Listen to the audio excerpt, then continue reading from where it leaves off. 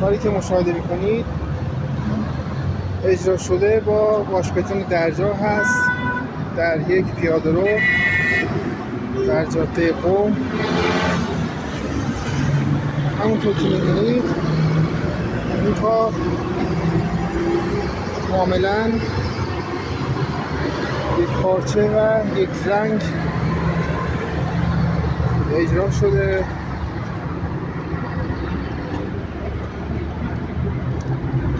این ستون هایی هست که با واشبتون درجا درست شده.